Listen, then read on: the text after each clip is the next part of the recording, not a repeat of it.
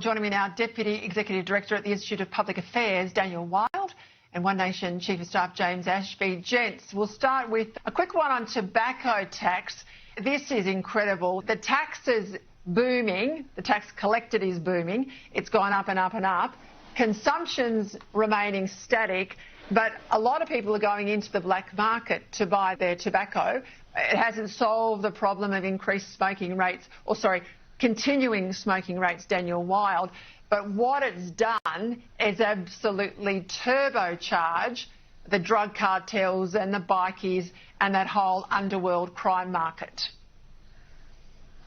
Yeah, that's right. I think this is really a case study in public policy failure. You've got billions of dollars that, instead of going into the government coffers, is going into the hands of gangs and criminal activities. It seems that every second week, at least in Victoria certainly, there's a firebombing of one of the tobacco shops. And as you say, it doesn't even appear now to be pushing down rates of nicotine consumption, if indeed we believe that's a worthy public health goal. And you're getting a lot of younger people also that are transitioning to things like vaping, which, I think you could at least argue the toss on whether that's more or less preferable than smoking cigarettes as it pertains to health outcomes. So I think that if they were actually to cut the excise rate, you'd probably actually get more revenue at this point, because people would transition out of the black market back into the lawful market.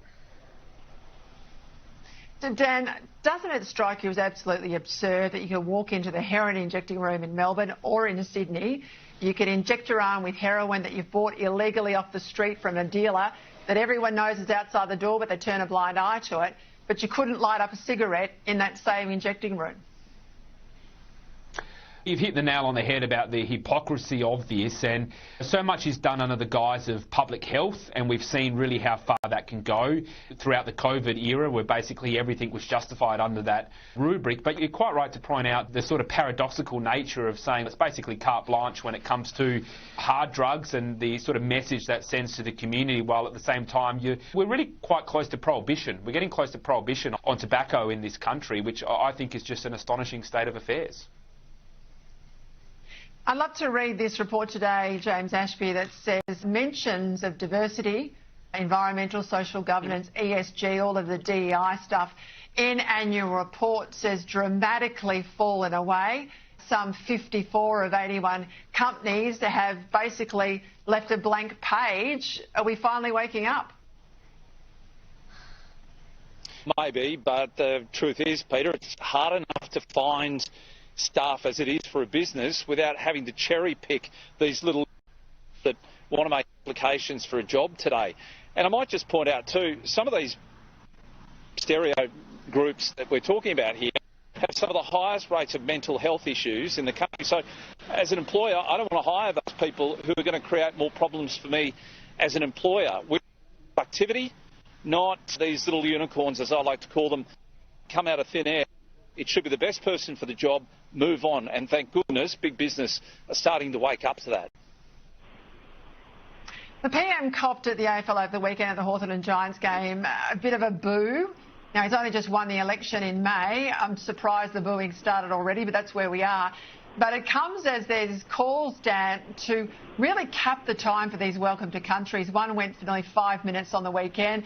People are saying, look, if we have to have them, and they don't love them, and they want a standard script or they want something done pretty promptly so they can get onto the game. What do you think? Oh, just get rid of them is what I think. Australians have had a gutful of it. Does anybody feel welcomed by welcome to country anymore? Is it just me, or have these become much more aggressive in recent times? They're supposed to include us. They're supposed to make us feel more welcome, but what they've done is divided us and alienated Australians from their own country.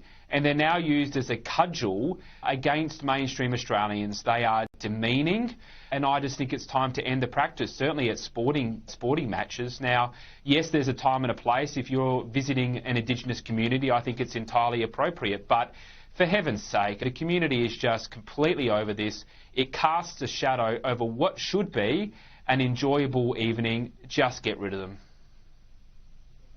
What about your report that's come out today from the IPA that says 45% of Australians believe that Canberra does not understand the needs of regional Australia?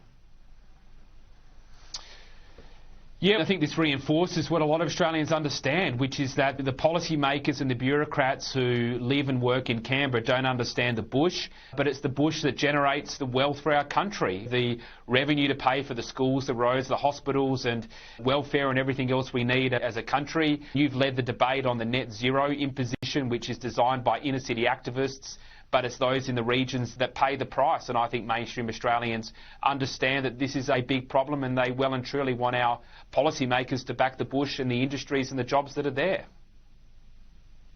And here I want to say too, a lot of people in the city contact me and they get it. They want to support the bush. This idea that the urban voter doesn't care about the bush is wrong. The green left voter don't. But a lot of people do. They know where their food comes from. Gents, I've got to leave it there. We've had technical issues galore tonight. We got through the show.